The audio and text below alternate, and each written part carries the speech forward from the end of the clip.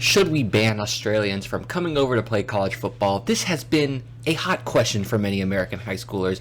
I mean, here's a play from the sport of Australian rules football that many of the guys that come over have previously played at a professional level versus an actual punt they'd have to do in a collegiate game.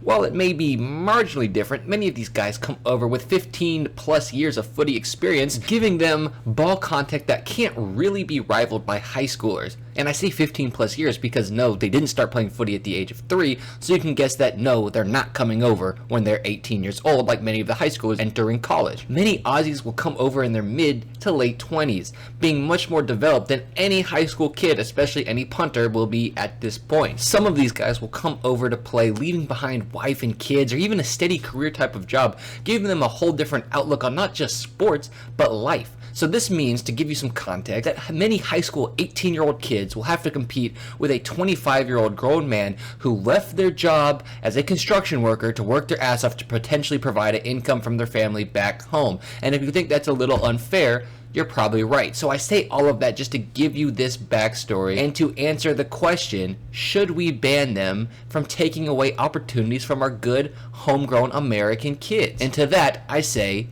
are you kidding me? Australians coming over is the best thing that has ever happened to us American punters. We have seen the boundaries of what punting can be pushed more in the last 10 years than in the last 100 years of football. And love it or hate it, it's because of this little thing called competition. And right now, college punters have the privilege of being the only position group that has to compete against other former pro athletes. And what has it done for us? It has stepped our coaching up. It has stepped our strength training up. It has even had us step up our mindset and our goals coming into college as high school seniors.